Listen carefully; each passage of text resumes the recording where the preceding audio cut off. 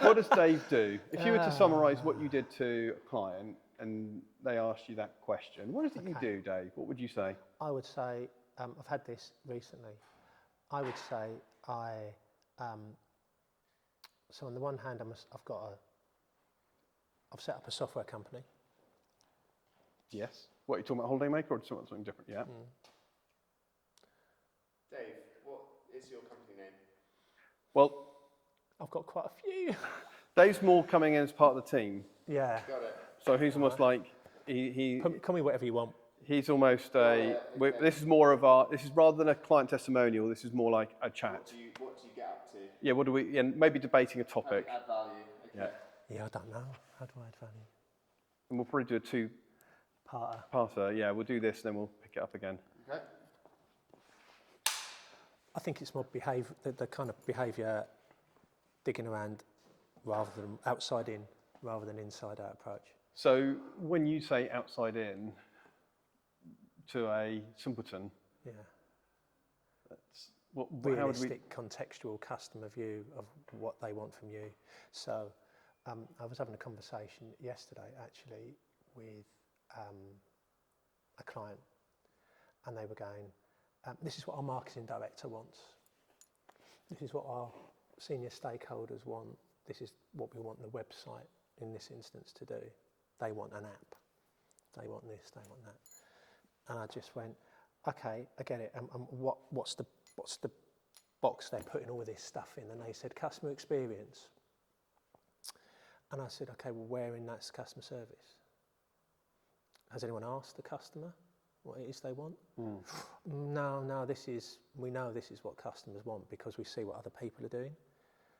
And it was like, okay, you want to give customers what everyone else is giving them, do you? Because I said, I tell you, there's billions spent on customer experience, but all I hear from people is, that's a really bad customer service there.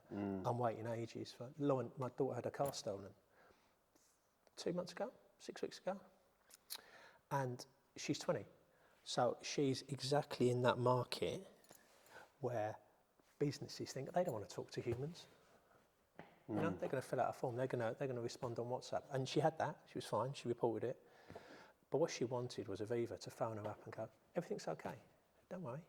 Yeah. I'm looking after your. It's a relatively big thing, right, for a 20-year-old to have her car stolen. Massive. Yeah. When she's away from home at uni, and she was like, I filled out all the forms, Dad. Did it on my phone. Got the app. All that stuff. Great. Fine. But she goes, not one person from Aviva phoned me up and said, this is what's going on.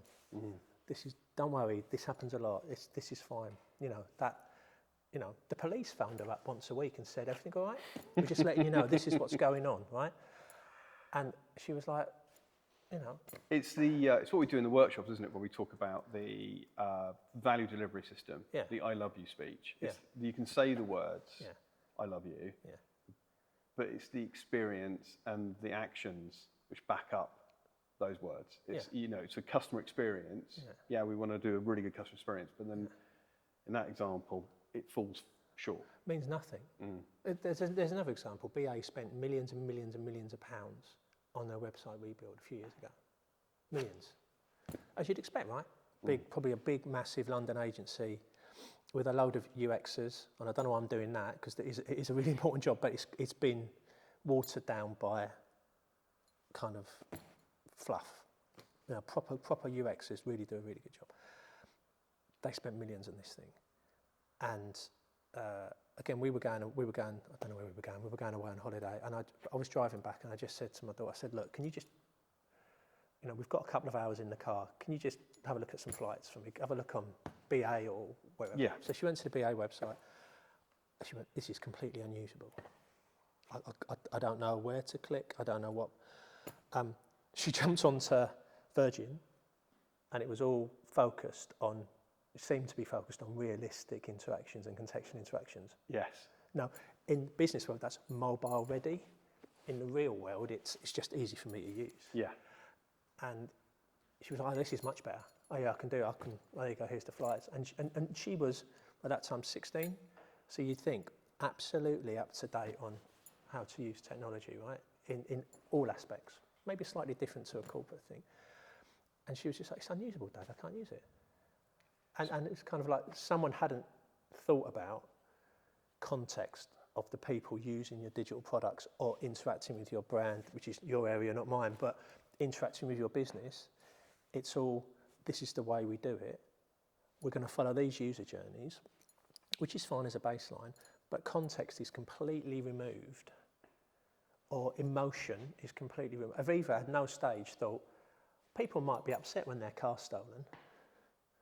So maybe we'll just have a talk to them, just to, whether you're 20 or whether you're 70, your car's stolen is annoying at best and emotional, right? Because you're like, something's been taken from you. No, like here's, it's boxes on a sheet, and what I try and do with you is try and go, okay, right, what's it really mean to somebody? It might be efficient, but is it what's best for them? Now she's not going to use them.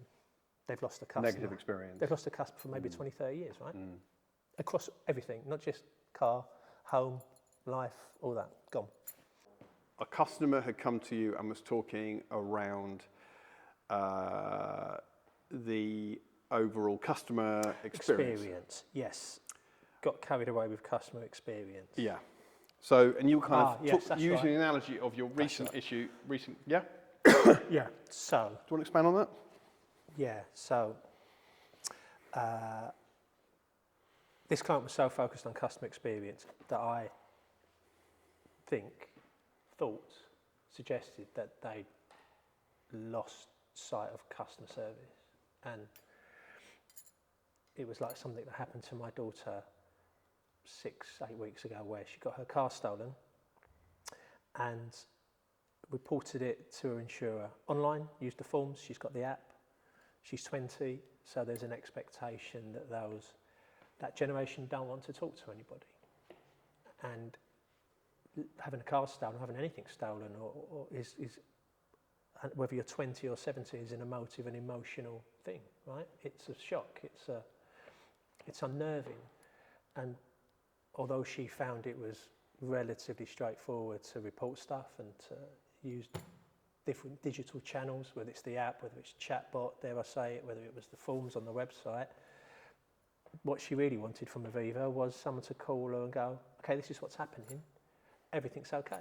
We deal with this 1,000 times a day. Don't worry, that's why we're here. She didn't get one phone call. So they would say, the experience was great, wasn't it? Because the form was completed efficiently and effectively, and we got the information straight away, and we paid out straight away. But the customer service was appalling. And looking at that in comparison to what the police did when she reported it to the police, they phoned her up every week. They said, everything okay? We've caught them, but they're saying no to, yours wasn't the only car. They've stolen about 10 or 15. They've dumped them and gone on to the next one. And the police were keeping her constantly informed and reassuring her, going, it's not just you, it's happening everywhere, and we're trying to get a handle on it. But Aviva, for their millions they've spent on customer experience, forgot about the human at the centre and forgot about the customer service. Probably because they thought, well, Lauren's generation, my daughter's generation, don't want to talk to a human. But actually, that's exactly what she needed at that time. From her, she got us, but from her insurance company. So that was that.